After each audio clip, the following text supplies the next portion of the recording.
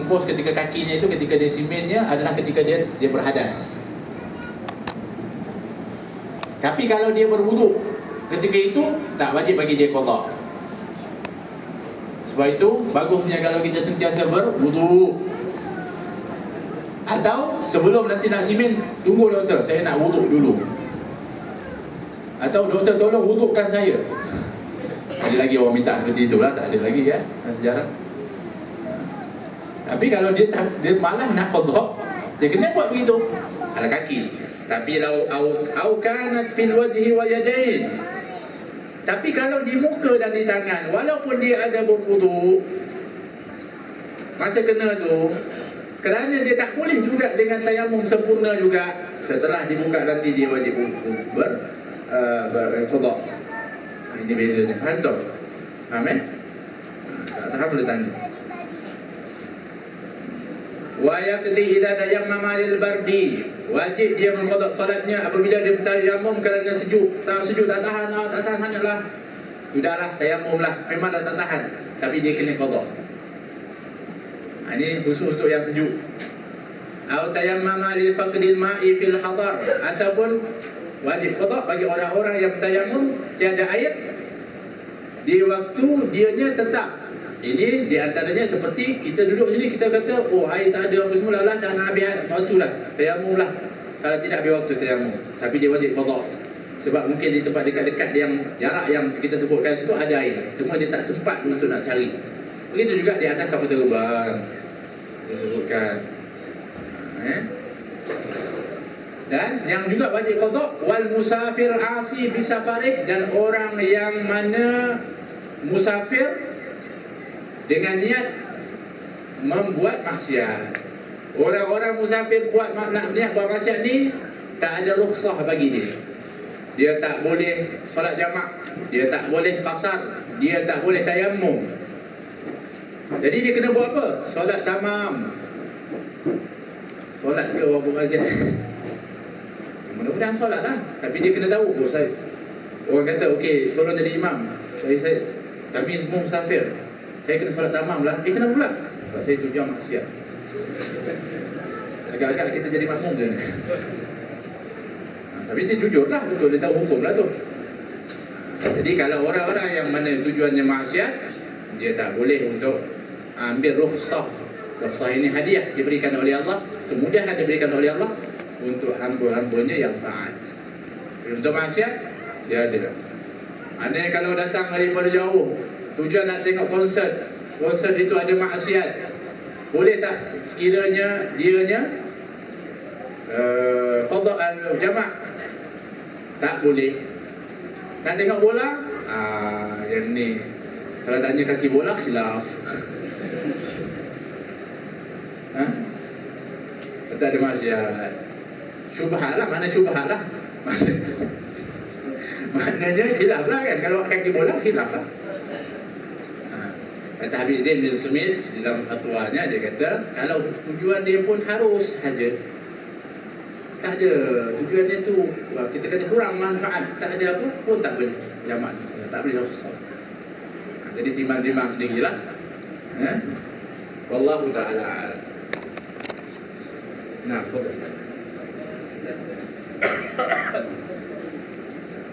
kalau sekiranya kita pegang pendapat tadi, iaitu pergi itu tiada manfaat, hanya manfaat duniawi dan tak ada dari segi sudut taat, maka tak dibolehkan.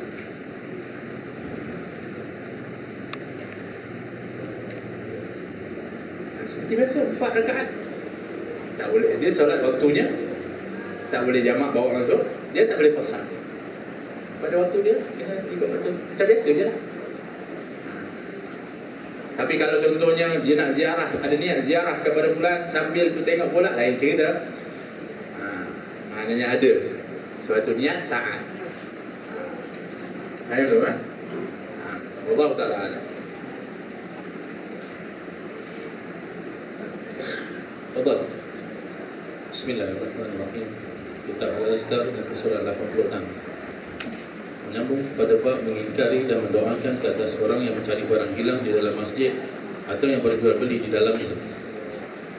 Kami meriwayatkan daripada Abu Hurairah radhiyallahu anhu yang berkata bahawa Surat berapa? Surat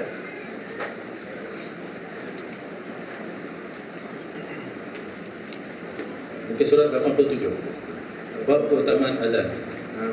Itu sudah kan sebelum ni tentang mendoakan kepada orang-orang yang berjual beli dalam masjid. Ma'arbahallahu tijaratan, semoga Allah tak memberikan keuntungan kepada perniagaanmu. Maknanya, saya katakan, bahkan doa itu kita dapat pahala pula. Biasanya doa kepada yang tak baik kepada orang tak boleh, tapi dalam hal ini boleh. Kerana apa? Sebab dia buat di tempat yang tak dibenarkan, iaitu masjid. Begitu juga bagi orang yang mencari barangnya yang hilang. Nah, Keutamaan azan. Kami meriwayatkan daripada Abu Hurairah radhiyallahu anhu bahawa Rasulullah sallallahu alaihi wasallam telah bersabda, "Law ya'lamu an-nasu ma fi an-nida'i was-saff al-awwal, thumma lam yajidu illa an yastahimu 'alaihi lastahamu." Artinya, seandainya manusia mengetahui keutamaan yang terdapat pada seruan azan dan saf awal, lalu mereka tiada dapat untuk memperolehinya melainkan dengan berebut, nescaya mereka akan berebut. Riwayat Bukhari. Daripada Abu Hurairah radhiyallahu anhu bahawa Rasulullah sallallahu alaihi wasallam berkata, "Idza nudiya lis-salati adbara asy-syaitanu wa lahu duratun hatta la yasma'u ta'zin." Artinya, jika diserukan azan untuk bersolat, syaitan akan lari dengan terkentut-kentut sampai dia tidak mendengar azan itu. Riwayat Bukhari dan Muslim. Daripada Muawiyah katanya, aku telah mendengar Rasulullah sallallahu alaihi wasallam berkata, "Al-muazzinuna atwalun nasi a'naqan yaumal qiyamah." Artinya, para muazzin, yakni tukang bank, adalah orang-orang yang paling panjang tengkuknya nanti di hari kiamat. Riwayat Muslim. Yakni ternyata orangnya tinggi dan mudah dilihat ramai, dan ini adalah suatu keistimewaan bagi tukang bank dari yang lain-lainnya. Wallahu a'lam. Daripada Abu Sa'id Al-Khudri radhiyallahu anhu katanya, aku telah mendengar Rasulullah sallallahu alaihi wasallam berkata, "La yasma'u mada sautin muazzini jinnu wala insun wala syai'un illa syahida lahu yaumal qiyamah." Artinya, tidak mendengar jangkauan suara muazzin, jin atau manusia atau apa sahaja melainkan ia akan menjadi saksi baginya di hari kiamat. Riwayat Bukhari. Hadis-hadis tentang keutamaan muazzin itu ada banyak sekali. Para sahabat kami berbeza pendapat tentang azan dan imamah, yakni menjadi muazzin dan menjadi imam. Mana satu yang lebih utama, yakni afdal. Ada 4 wajah yang asal, iaitu azan lebih utama, kedua imamah, ketiga sama keutamaannya, keempat jika diketahui diri orang itu dapat menyempurnakan hak-hak imam dan terkumpul padanya semua syarat, maka ketika itu menjadi imam lebih utama. Kalau tidak, maka tukang azan lebih utama. Ketahuilah, lafaz azan itu memang sudah terkenal dan terjik, yakni mengulangi lafaznya adalah sunat dalam mazhab kita, iaitu apabila muazzin itu menyerukan azan dengan suara yang tinggi, Allahu Akbar, Allahu Akbar, yakni Allah Maha Besar. Kemudian dia mengatakan dengan perlahan-lahan dengan mendengarkan dirinya dan orang-orang di sisinya saja bacaan, Asyhadu an la ilaha illallah, Asyhadu anna Muhammadar Rasulullah, yakni aku bersaksi bahawasanya tiada Tuhan melainkan Allah dan aku bersaksi bahawasanya Muhammad itu utusan Allah. Kemudian barulah dia menyerukan sekali lagi dengan suara keras, iaitu Asyhadu an la ilaha illallah 2 kali, Asyhadu anna Muhammadar Rasulullah 2 kali. Dan tasbih juga sunat dalam mazhab kami, iaitu hendaklah dia menyatakan pada azan subuh saja sesudah selesai dari seruan Hayya 'alal falah, bacaan as-salat khairun minan naum 2 kali, yakni sembahyang itu adalah lebih baik dari tidur. Ada banyak hadis yang menganjurkan membawa tarjik dan tasbih dan ia masyhur. Dan ketahuilah bahawasanya jika dia meninggalkan tarjik dan tasbih, sah juga azannya, cuma dia meninggalkan yang afdal saja. Tidak sah azan kanak-kanak yang belum mumayyiz, yakni yang belum dapat membezakan. Begitu pula azan orang perempuan dan orang kafir. Tetapi sah azan kanak-kanak yang mumayyiz. Jika sekiranya orang kafir berazan dan mengucapkan kedua kalimah syahadah, berarti dia telah memeluk agama Islam menurut mazhab yang sahih yang terpilih. Berkata setengah sahabat kami, belum dikira masuk Islam dan tidak ada khilaf bahawa azannya tidak sah, sebab bila dia mula-mula menyerukan azan itu belum dihukum menjadi Muslim. Dalam bab ini ada banyak cabang hukum yang dibicarakan dalam kitab-kitab fiqh dan bukan di sini tempat perbincangannya. Jadi ini adalah mengenai azan. Azan itu adalah merupakan fadilat yang besar, Sehingga kan dikatakan lau ya'lamun nasu ma fin nida, kalau orang tahu apa yang ada dalam azan. Demikian para ulama memberikan perhatian yang khusus kepada azan, baik itu yang muadzin ataupun orang yang mendengar azan. Muadzinnya diberikan ganjaran, di antaranya apa? Dipanjang bertekuknya pada yaumul qiyamah, iaitu orang yang paling menonjol di sisi Allah Subhanahu wa taala, iaitu orang-orang yang azan. Demikian sehingga berbeza pendapat yang mana yang bagus dan afdal. Sebab itu di antara pendapat mengatakan orang yang azan ini tak boleh mengambil upah kerana dia sudah mendapatkan ganjaran besar. Akan tetapi kerana suasana keadaan zaman, maka hari ini diberikan mungkin allowance dan sebagainya, ihtiyatan daripada para salaf kita, khususnya dari keluarga Ba'alawi. Mereka membayar duit bukan kerana laungan azannya, akan tetapi tugasnya di dalam masjid. Contohnya saya bayar gaji kerana menjaga alat untuk pembesar suara dan sebagainya. Itu gaji, bukan kerana laungan azan sebab dia terlalu mahal untuk dibayar nilainya. Demikian kalau tahu orang itu apa yang berada azan, fadilat azan. Sebab itu para sahabat dulu apabila dengar azan, mereka sudah melupakan selain daripada apa saja yang dikerjakan akan ditinggalkan. Hatta ketika benar mereka bersawah atau mereka mencangkul, kalau cangkul itu berada di depan, ketika laungan Allahu Akbar akan dilepaskan tanpa diangkat. Kalau sekiranya di belakang sebelum dijatuhkan, maka kalau ada Allahu Akbar dengar suara Bilal, ketika itu dia akan lepaskan sehingga jatuh ke belakang, tak berani untuk nak dijatuhkan ke hadapan. Apa begitu? Memahami akan kelebihan daripada azan. Dan kalau orang itu tahu daripada kelebihan azan dan saf awal, pastilah kata baginda Rasulullah SAW, mereka itu akan berebut-rebut untuk nak mendapatkannya, sampai bergaduh kalau nak dapatkan daripada mendengar azan dan juga daripada mendapatkan saf awal. Azan di antara satu sebab yang menyebabkan syaitan lari. Sebab tu orang yang masuk rumah pun disunahkan kepada dia azan. Kalau rumah yang baru dan sebagainya, azan. Supaya apa? Syaitan itu lari. Sebab itu juga bagi orang yang dapat anak, diazankan. Supaya apa? Jauh dari gangguan syaitan. Selain yang penting adalah untuk mendengarkan dia dengan kalimat-kalimat membesarkan Allah dan syahadah, serta seruan salat dan falah, iaitu kejayaan kepada anak yang baru dilahirkan, kerana anak yang dilahirkan anggota yang pertama berfungsi adalah pendengarannya. Jadi ini adalah yang penting. Dan ada ilmu yang mesti dipelajari oleh seorang yang azan. Ini kadang-kadang ni orang kurang perhatian tentang muadzin. Siapa pun boleh lah, dia kena ada ilmu tentang azan. Sebab tu kadang-kadang orang azan, kadang-kadang ada yang tak betul. Contohnya wa asyhadu, wa tu masih diadakan lagi. Dekat asyhadu an la ilaha illallah, asyhadu anna Muhammadar Rasul, tak perlu ada waw lagi. Wa asyhadu anna Muhammadar Rasulullah. Kadang-kadang tu Muhammadur pun ada yang tak betul. Ini orang azan perlu juga belajar dan ada ilmunya. Kalau tidak, imam wajib azan, kemudian imam qamah, kemudian jadi imam, dia jamak semua sekali. Boleh. Sebab apa? Bimbang.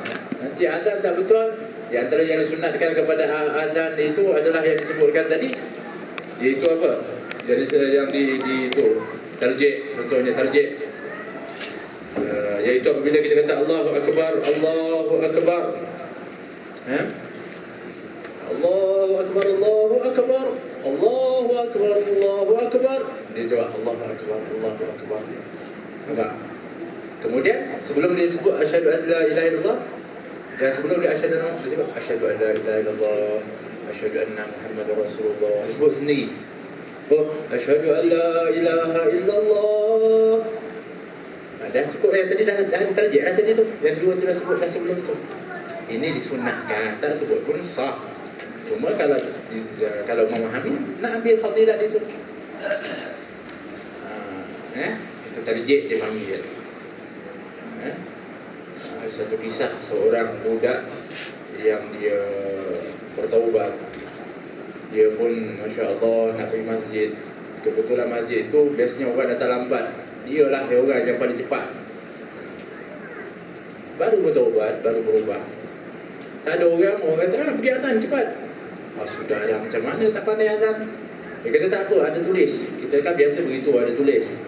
Hatta surah-surah pun kadang-kadang kat depan. Surah Alif Lam Mim sejadah besar kat depan tu.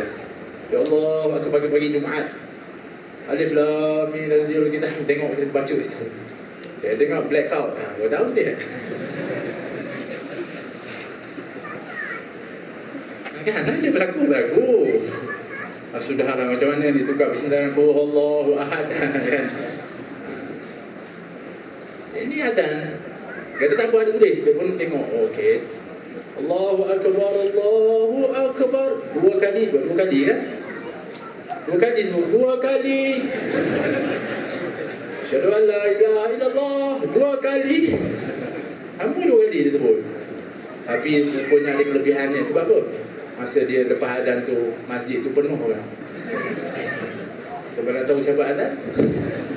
Ada hikmah lah juga, penuh punya masjid. Ada juga, bagusnya. Maknanya begitu, orang yang azan pun mesti ada ilmu juga. Dan orang yang azan, jangan ingat dia terlepas dari gangguan syaitan. Allahu Akbar, Allahu Akbar. Syaitan lagi dah, aku dah ikhlas tak? Syaitan tu dia kata, sedap lagi, sedap suara kamu Allah. Best. Kita pun daripada niat nak panggil orang untuk solat, dah niat untuk nak bangga kepada suara kita. Nampak tak? Habis ganjaran. Jangan ingat syaitan tu dia tak tinggalkan untuk kita dalam diri kita itu. Walaupun pada hakikatnya atau disebutkan syaitan juga akan lari terkentut-kentut. Memang betul. Begitu Jadi itu di antaranya yang disebutkan orang kafir tak boleh untuk azan. Budak-budak yang baru memayis, sedap suaranya tapi tak memayis. Memayis ini nanti kita akan sebutkan memayis, iaitu yang mana dia boleh uruskan diri dia, dia boleh istinja sendiri. Dia tahu yang mana yang betul, yang salah, yang panas, yang sejuk.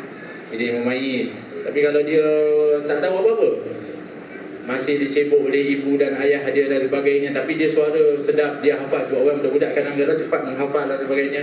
So azan tak sah azannya itu. Kalau dia azan habis, kena azan balik semula. Begitu. Orang perempuan lagi tak boleh mengubah azan yang memang suara sedap punya. Memang ramai orang datang, tapi tak sah azannya juga. Bahkan ketika itu suaranya menjadi aurat, di mana dia berdosa ketika itu kerana melaungkan. Walaupun dari segi sudut laungan itu adalah hak laungan daripada kalimat-kalimat yang suci, tapi oleh kerana dianya adalah menyebabkan orang mendengar, tertarik dan juga itu, maka dia menjadi aurat kepada orang perempuan. Allah Ta'ala alam. Jadi itu di antara adab dan juga di antara hukum-hukum daripada azan. Kata Imam Nawawi, kalau dah dibahaskan dari segi sudutnya memang panjang, tapi itu di dalam kitab fiqh nanti insya-Allah kita akan mendalaminya insya-Allah. Cuma yang kita nak peringatkan, kalaulah kita pergi satu tempat atau kita kat rumah, kita dah lambat, kita balik baru sampai, kita nak bangunkan dirikan solat, kita dituntut untuk azan dulu. Kemudian nanti iqamat, kemudian solatlah. Kita kadang-kadang tak sebenarnya kita iqamat terus kan. Kita rugi fadilah azan. Sebab tu kata kalau ta'lamu ma fi nida, kalau kamu tahu apa itu azan. Maknanya kalau kamu terlepas azan itu, azan. Dan juga di antara tempat yang disunatkan seseorang itu azan adalah apabila seseorang itu bermusafir. Saudara kita, keluarga kita musafir, cepat jauh, dia pun ridak dengan kita, berpisah dengan kita. Assalamualaikum, saya nak pergi musafir. Ni apa semua? Dia pun jalan, kita dah tinggal pun azan, ngadap kiblat azan. Allahu akbar, Allahu akbar, Allahu akbar, Allahu akbar. Ya, azan itu untuk mengiringi kepada pemergian daripada keluarga, sahabat atau orang yang kita kasihi itu pergi, itu disunahkan kepada kita. Tapi kita jaranglah buat begitu kan. Cuba buat, tengok orang berpelik, sebenarnya buat. Biasanya juga orang yang tahu tu dia pesan kepada kawan dia, nanti saya pergi azan ya. Apalagi tujuannya dakwah, apalagi tujuannya adalah untuk ilmu. Azan. Macam dulu-dulu orang kalau pergi haji kan, orang tak effort tu azan. Memang betul lah perbuatan mereka tu betul. Warid daripada hadis baginda Rasulullah. Itu betul, amalannya benar. sudah memadai. Tak mestinya masjid azan itu untuk didengarkan oleh orang lain. Kalau kita di rumah contohnya sendiri boleh, kalau di orang pergi kita pun sendiri-sendiri. Tak perlulah kita, nanti orang memang akan pelik lah pula ni buat apa hal tu. Sebab orang tak semuanya tahu sebab-sebab kita azan. Jadi untuk memadai mana azan untuk kita dengar sendiri sudah memadai. Wallahu ta'ala. Fadhal. Nah. Okey, azan di dalam itu tidak ada waris daripada hadis, tidak. Cuma ini ada di antara amalan-amalan yang dibuat oleh sebahagian orang dengan berhujah atau menyatakan ketika dilahirkan di azan, maka di akhir umurnya juga ditutup dengan azan. Tapi sebenarnya kalau kata pasal hadis riwayat tidak ada.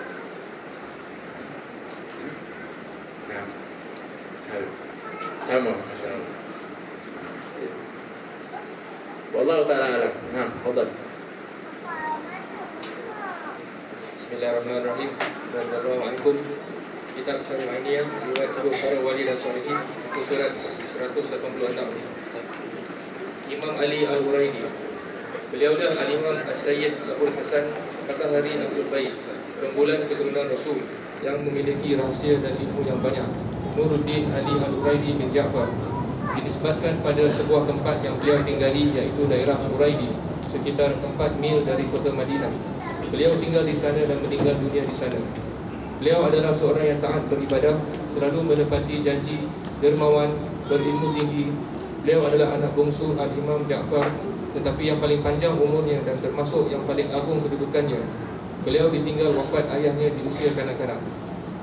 Beliau menimba ilmu dan senantiasa melazimi ayahnya. Di samping beliau juga menimba ilmu dari saudara kandungnya, Musa Al-Qadim bin Ja'far, dan dari Al-Hasan bin Zaid bin Ali radhiyallahu anhu.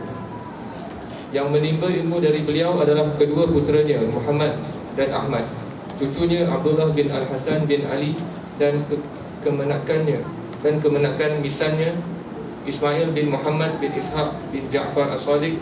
Begitu juga Al-Imam Al-Bazi, ahli ilmu Al-Quran.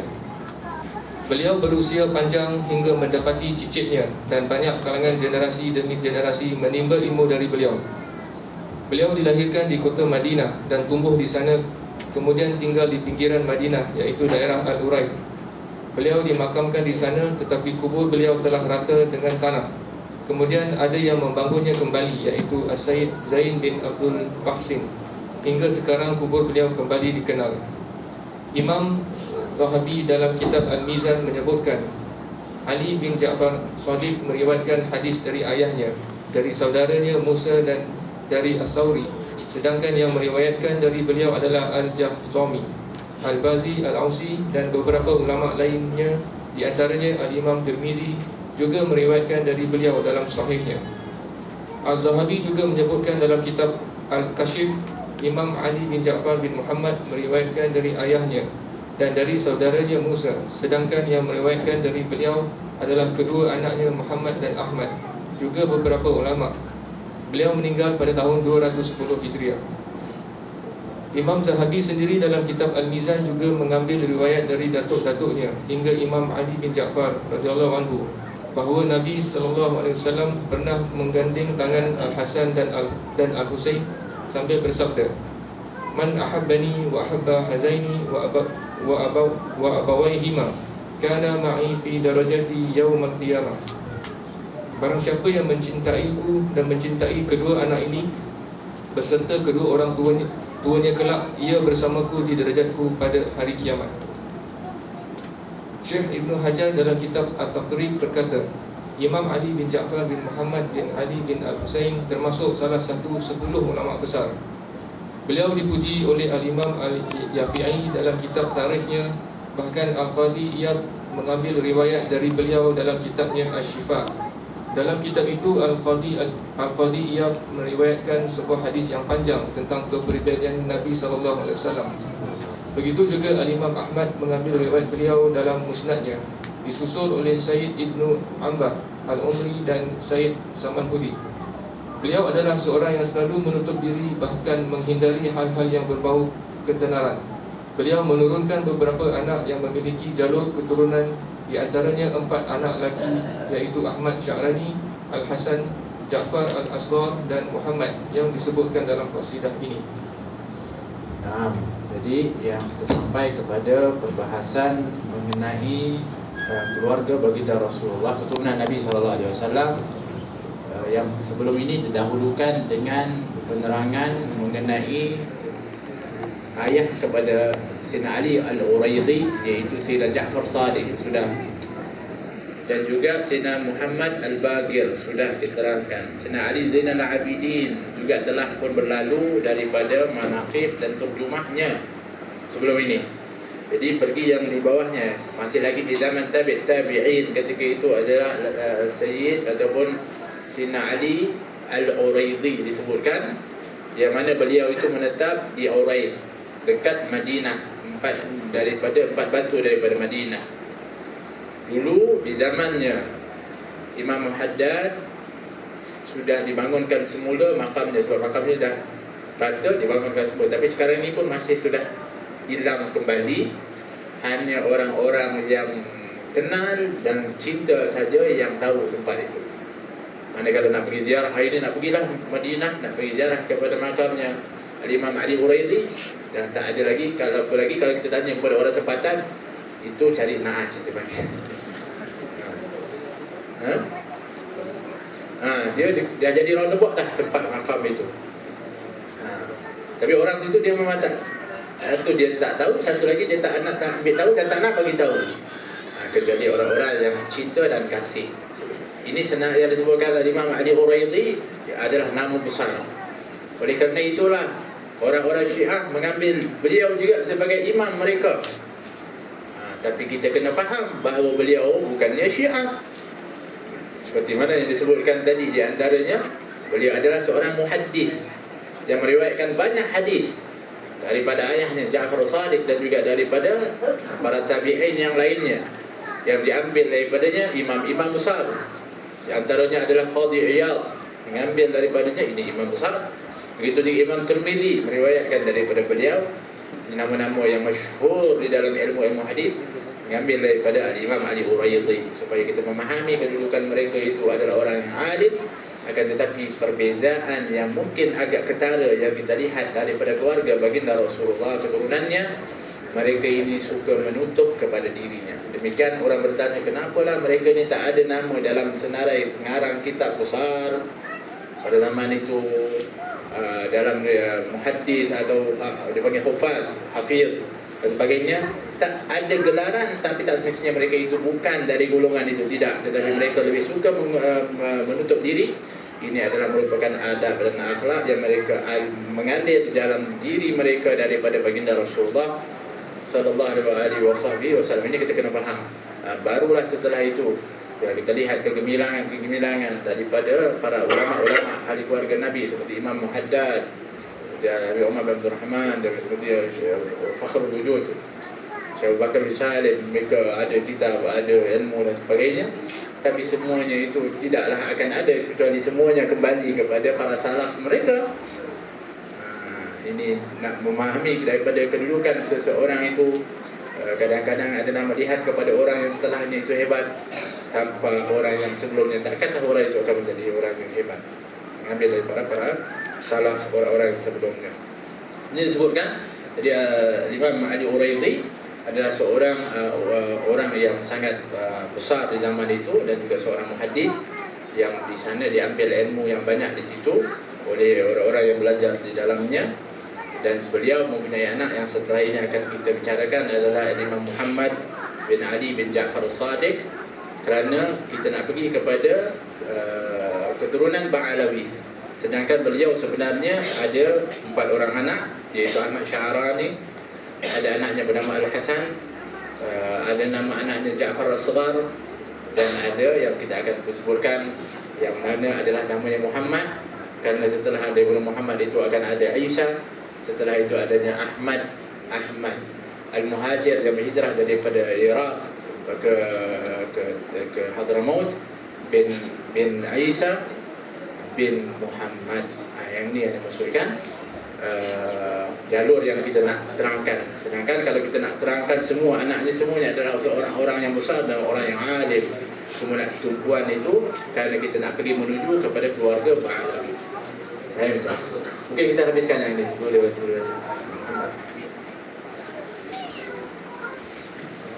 Al-Imam Muhammad bin Ali bin Ja'far. Al-Imam Muhammad ini termasuk salah satu imam yang sempurna dalam keilmuannya, tinggi kedudukannya, terpilih dan disepakati keimaman dan kebesarannya dalam bidang ilmu, amalan, warak dan kepiawaiannya. Beliau adalah orang yang rajin ibadah, sangat dermawan, selalu mengikuti budi pekerti yang baik, suka menutupi diri, menjauhi ketenaran dan berbagai bentuk perkara yang dapat mengangkat namanya. Biografi beliau disebutkan dalam kitab Bahrul Ansor dan kitab lainnya oleh para ahli sejarah. Panggilan beliau adalah Abu Abdillah, sedangkan gelarnya adalah Jamaluddin. Beliau termasuk tempat rujukan bagi para ulama dalam menyelesaikan permasalahan yang sulit terpecahkan. Beliau memiliki banyak keturunan yang tersebar di berbagai penjuru sebagai tanda rahmat bagi para hamba Allah.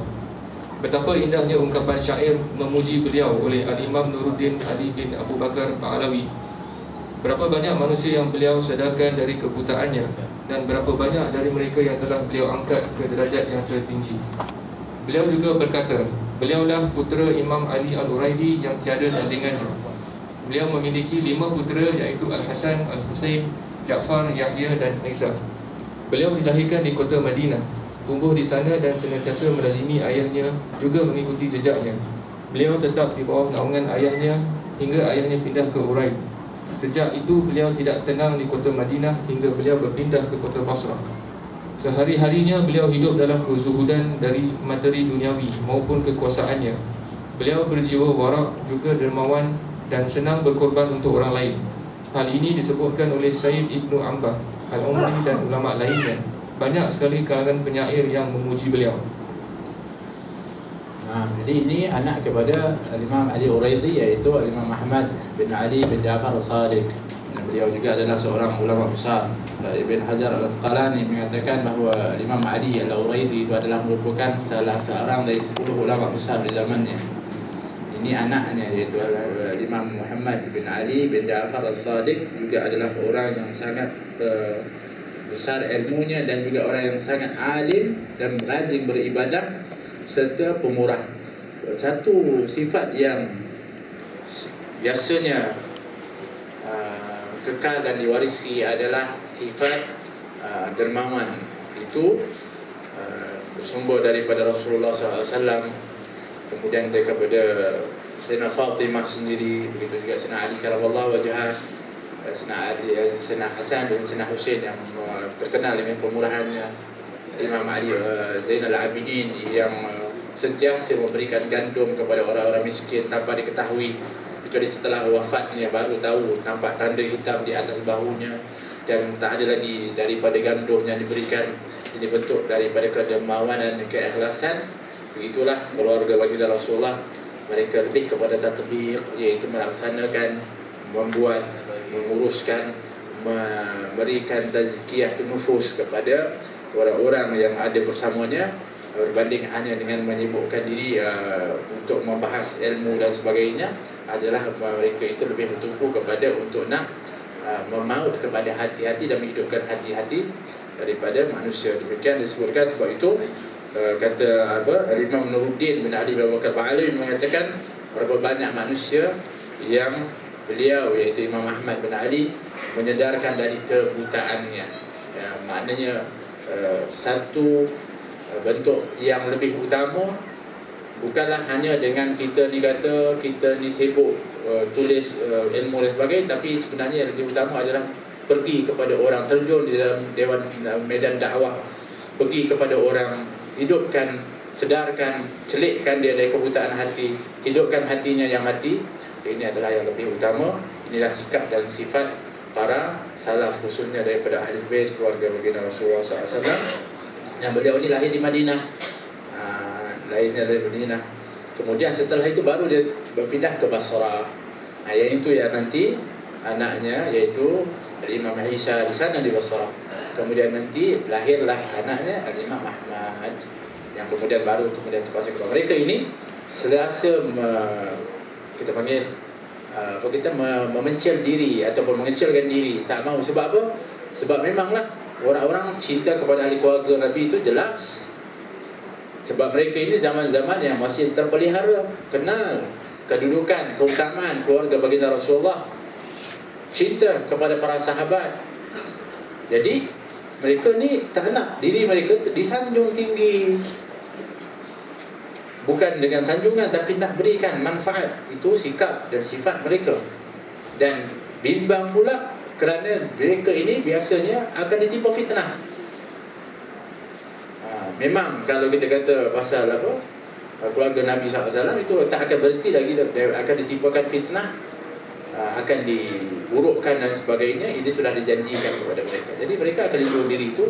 Selain daripada mereka akan digunakan seperti golongan-golongan yang kononnya mendakwa cinta, tapi di samping itu menggunakan nama mereka merosakkan orang lain dan kefahaman orang lain, dan juga membenci kepada para sahabat. Ini semua yang mereka hadapi pada zaman itu. Dan apa yang dihadapi oleh mereka terus berlaku, tapi mereka tak pernah berhenti di dalam dakwah dan ketabahan mereka di dalam untuk nak membangun kepada umat.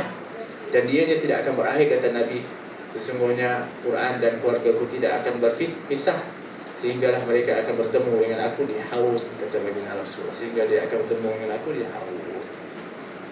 Jadi mudah-mudahan kita berdoa kepada Allah, kita adalah orang yang berpegang kepada Al-Quran dan Sunnah Nabi. Begitu juga dengan keluarga dan sahabat baginda Rasulullah sallallahu alaihi wasallam.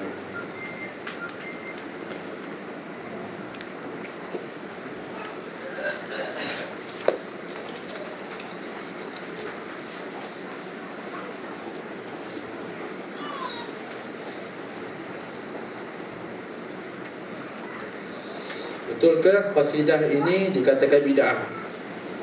Dan boleh habis terangkan kenapa dikatakan bid'ah sedangkan qasidah menjadi ikutan sekarang? Qasidah itu hakikatnya apa? Qasidah itu hakikatnya adalah syair. Syair itu ada di zaman Nabi SAW, tak bid'ah. Bahkan dibacakan di hadapan Nabi. Dan ada penyair-penyair Rasulullah, di antara Hasan bin Thabit, di antaranya Abdullah bin Rawahah. Ini penyair-penyair Rasulullah.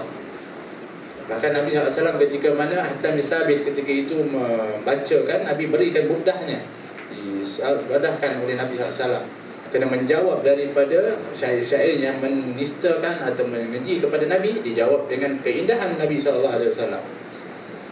Di zaman Sayyidina Umar Al-Khattab radhiyallahu anhu, ketika mana Hasan bin Thabit dibaca dalam masjid, Sayyidina Umar dia rasa tak perlulah lagi syair nak dibaca dalam masjid. Dia kata, wah Hasan, kau telah baca syair dalam masjid. Bagi dia faham mungkin tak boleh. Kata Hasan bin Thabit, aku pernah membaca di hadapan orang yang lebih baik daripada kamu di tempat di dalam masjidnya. Siapa? Rasulullah. Sayyidina Umar nak kepastian. Dia tanya sahabat-sahabat yang tu, sahabat kata betul. Jadi apa kata Sayyidina Umar? Bina mimbar khusus satu tempat tinggi untuk dia melawangkan syair di dalam masjid. Jadi qasidah itu disebut qasidah daripada perkataan qasdu, iaitu yang mempunyai maksud yang baik.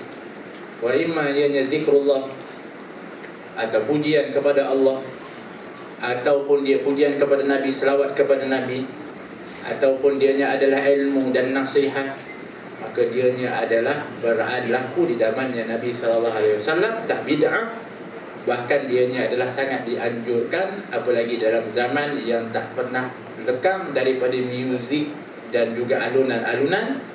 Maka ini adalah merupakan alternatif yang paling baik dan mujarrab untuk orang nak tukar daripada kelainan lawa dengar lagu bukan-bukan kepada qasidah. Tapi kalau orang yang mengatakan demikian qasidah sebagainya, dia adalah bid'ah. Sebab dia menghalang sesuatu, bahkan bukan bid'ah saja, bahkan dia melarang sesuatu yang tak dilarang dan juga dianjurkan oleh baginda Rasulullah SAW. Ini namanya apa lagi ni? Ya Allah.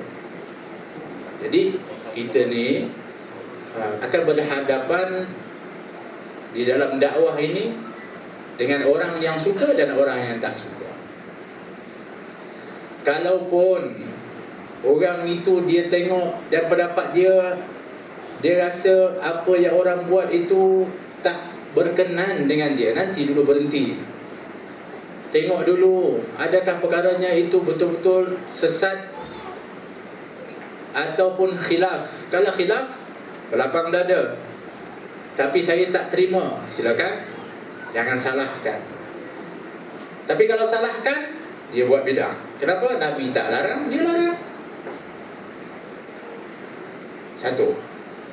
Dan tanya dulu, kenapa yang tak berkenan? Betulkah kerana dalil? Betulkah kerana mendunia tak mudarat, tak bagus? Atau kerana hasad? Kalau kerana hasad, amalannya akan dimakan seperti api yang memakan kayu. Tanya dulu, minta maaf. Kalaulah sebabnya hasad, orang ramai ni datang tempat tu, kenapa ya? Betul sudah tak bagus. Hasad kerana orang ramai datang tempat tu. Kenapa ya? Kerana yang tu adalah Habib. Oh, hasad dengan sebab Habib. Habib dia bukan berarti semuanya bagus. Apa sebab apa dia cakap itu? Hasad. Habis. Tanya dulu. Kalau ada sakit ni, orang-orang ada penyakit dalam hatinya. Kalau sebab hasad, habis. Tapi kalau kerana betul ilmu dengan segi syarak, silakan. Kita berhadapan ada untuk dengar dan sebagainya. Tapi kalau ada hasad, ini tak ada obatnya. Kita nak cakap apa pun, kalau ada hasad dia tak akan, dia menendang keluar. Jadi kenapa? Kalau tanya diri dia, kalau kerana hasad, taubat kepada Allah SWT. Betulkan balik kenapa dia cakap seperti itu. Apa kenapa dia buat begitu? Hasad. Ada lagi yang mengatakan, oh ramai-ramai pun datang, bukannya semuanya nanti dia balik semayang, bukannya nanti dia balik semuanya baik-baik, bagus-bagus. Balik pun ada yang pergi situ, ada yang buat begini sebagainya. Hidayah biyadillah. Hidayah itu di tangan Allah. Bolehkah kita nak semua orang datang semuanya baik? Itu siapa yang tak nak? Semua yang ada di depan, para ulama, orang-orang yang bersyarah dan sebagainya, mengharapkan semuanya dapat kebaikan-kebaikan. Tapi hidayah di tangan Allah Subhanahu Wa Taala, bukan di tangan kita. Kalau begitu Nabi Nuh lah gagal. Dia seru bukan main 100,000 tahun, 950 tahun. Tak sampai 100 orang yang ikut kepada dia. Dan hidayah kepada dari sisi Allah Subhanahu Wa Taala. Tapi kita dah boleh panggil orang untuk dengarkan nama Allah Subhanahu Wa Taala. Kita dah dikenalkan mereka kepada Nabi SAW. Kita dah galakkan mereka untuk berselawat kepada Nabi. Mudah-mudahan kalau tidak semua pun, satu atau dua pun, alhamdulillah. Kamu memberi hidayah satu orang, kata baginda Rasul, lebih baik daripada mendapatkan humur ni'am, daripada dapat daripada unta merah. Kita menyediakan tempat untuk orang datang dan dengar daripada apa? Daripada dakwah. Tapi setelah balik itu kita kata tadi 3 perkara tadi, satu lagi adalah serah kepada Allah Subhanahu Wa Taala. Kalau tidak, kita buatlah. Tak, orang tak ramai tak ikut, dah kita tutuplah majlis ni. Jadi tu macam mana? Tak boleh. Jadi demikian yang disebutkan, sepatutnya kita faham. Tapi orang dah datang tu pun alhamdulillah. Kalau tidak sekarang, mungkin nanti. Kalau tidak dia, mungkin sulbinya, dalam sulbi dia tu ada keturunan yang akan mengikut, dengan sebab dulu di dunia dia pernah dengar dan juga itu. Kan ini. Kalau tidak dia pun jin ada masa tu. Kan? Jadi jangan kita pertimbangkan dengan zahir yang kita lihat. Masuk rumah nyanyi lagu yang bukan-bukan, atau masuk rumah baca qasidah, mana bagus?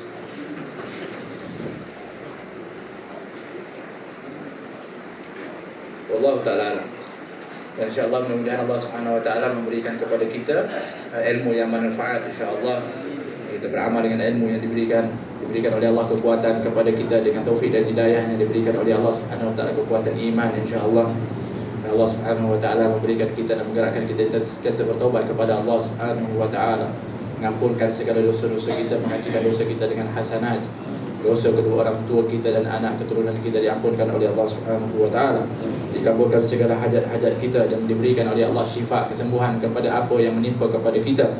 Khusus kepada Hajah Fatimah binti Abdul Rahman yang mengidap kanser, mudah-mudahan Allah Subhanahu Wa Taala memberikan kesembuhan, keafiatan, dan juga sekurang diberikan kesabaran kepada dan keluarganya menghadapi ujian daripada Allah Subhanahu Wa Taala. dan juga Encik Muhammad Saad Muhammad Zahari yang juga disebutkan ditimpa musibah. Kita sebutkan tadi ma'asabah min musibatin illa biidznillah, tidak ada ditimpa musibah itu kecuali adalah daripada Allah Subhanahu wa taala.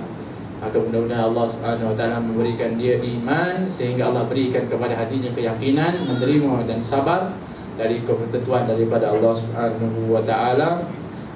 Wa ala mana wa aslafuna salih udkhul niyatina fi niyatihim wa a'malana fi a'malihim wa kulli niyatin salih jami'a fi al-akhirah.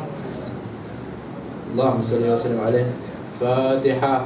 A'udzu billahi minasy syaithanir rajim. Bismillahirrahmanirrahim. Alhamdulillahi rabbil alamin arrahmanir rahim maliki yaumiddin.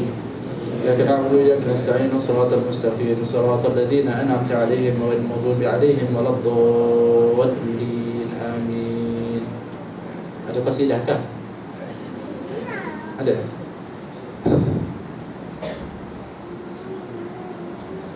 Hah?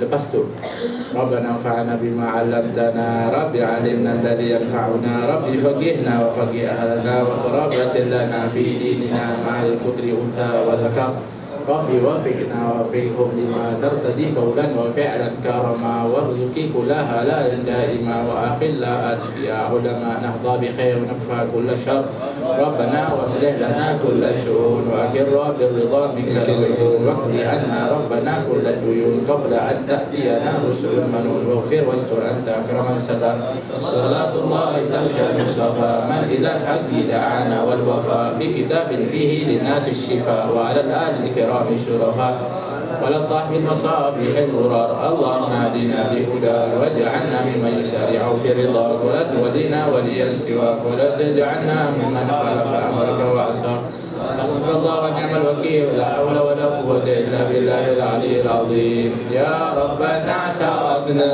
بأننا اعترفنا وأننا أسرفنا على لظى أشرفنا فتب علينا توبة تغسل كل حوبة واستر لنا العورات وآمن الروعات واغفر لوالدينا ربي ومولودينا والأهل والإخوان وسائر الخلان وكل ذي محبة أو جيرة أو صحبة والمسلمين أجمع آمين ربي واسمع فضلا وجودا منا لا باكتساب منا بالمصطفى الرسول نهضى بكل سول بالمصطفى الرسول نهضى بكل سول بالمصطفى الرسول نهضى بكل سول صلى وسلم ربي عليه عند الحب وآله وصحبه عداد تحت صحبه والحمد لله بالبر والتناهي يا الله رضا بالمصطفى يا الله رضا واغفر لنا يا سيدي ما قد مضى يا الله رضا بالمصطفى يا الله رضا واغفر لنا يا سيدي ما قد مضى يا الله رضا بالمصطفى يا الله رضا واغفر لنا يا سيدي ما قد مضى يا رب بالمصطفى بلغ مقاصدنا واغفر لنا ما مضى يا واسع الكرم يا رب بالمصطفى بلغ مقاصدنا واغفر لنا ما مضى يا واسع الكرم يا أكرم الخلق ما لي من ألوذ به سواك عند حلول الحديث العمم يا رب بالمصطفى بلغ مقاصدنا واغفر لنا ما مضى يا واسع الكرم ولن يضيق رسول الله جاهك بي إذا الكريم تجلى باسم منتقم يا ربي بالمصطفى بلغ مقاصدنا واغفر لنا ما مضى يا واسع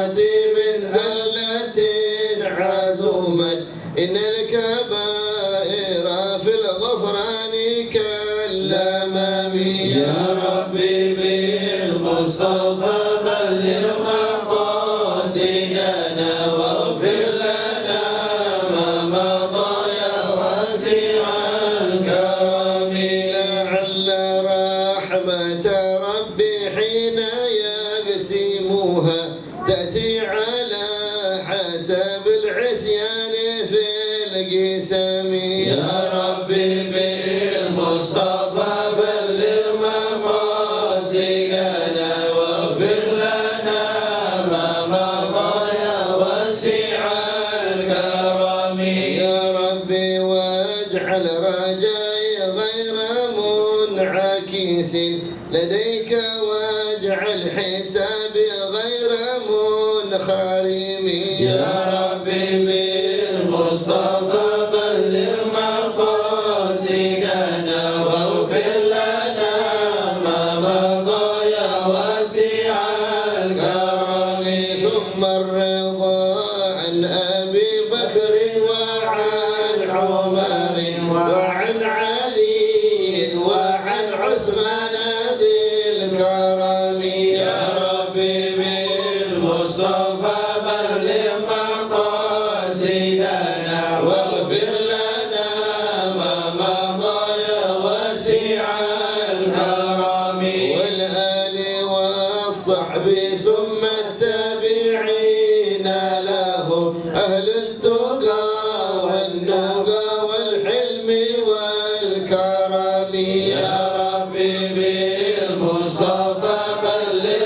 مقاصدنا واغفر لنا ما مضى يا واسع الكرم يا ربي بالمصطفى بلغ مقاصدنا واغفر لنا ما مضى يا واسع الكرم.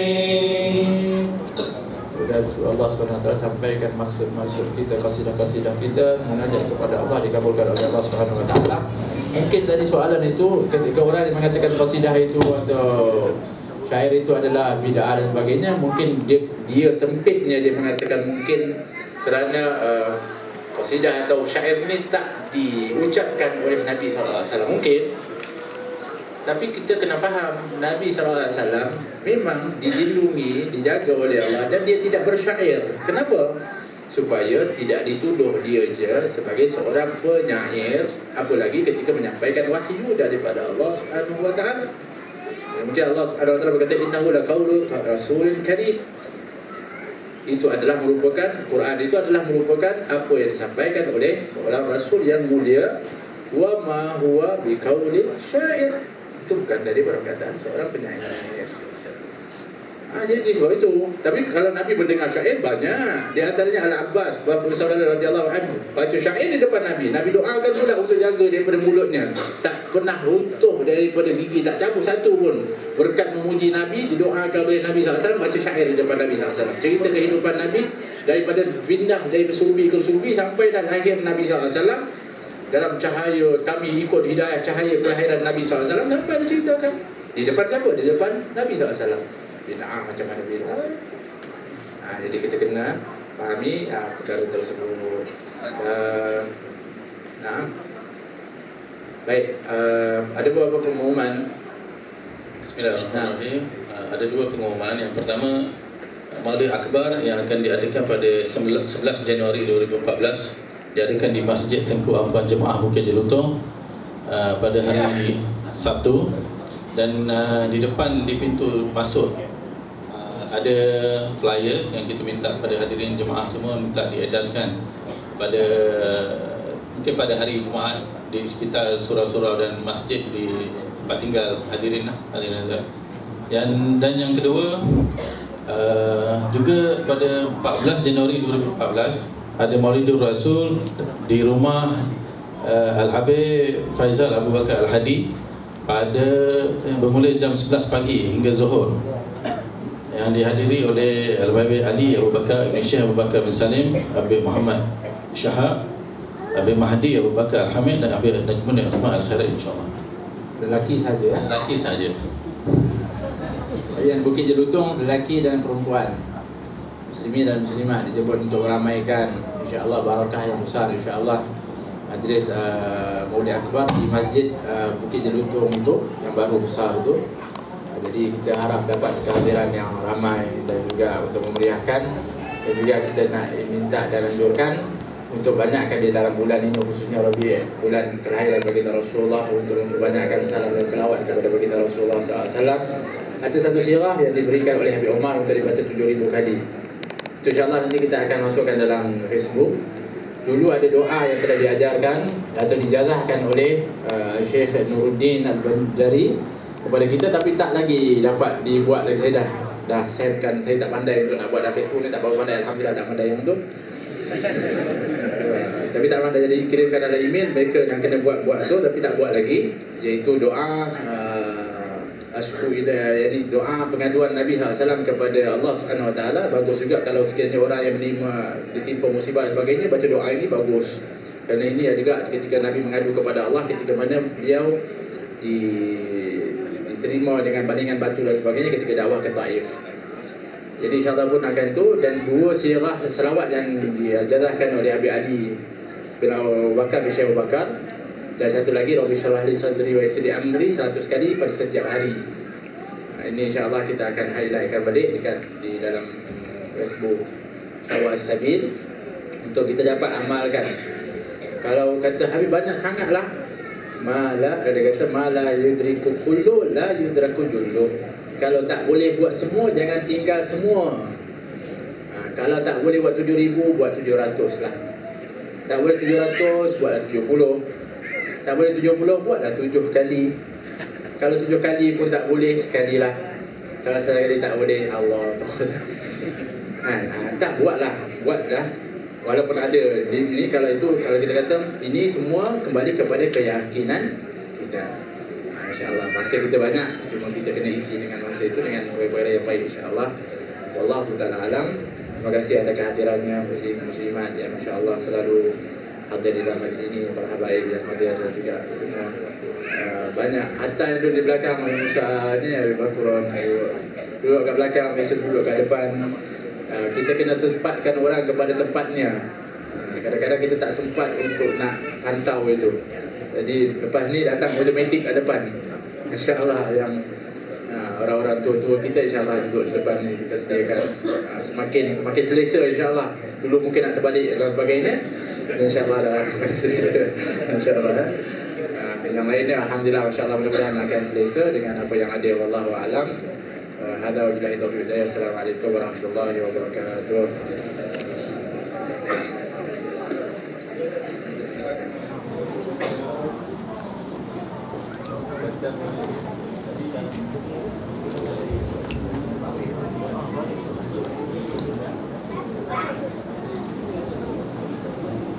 Allahu Akbar, Allahu Akbar.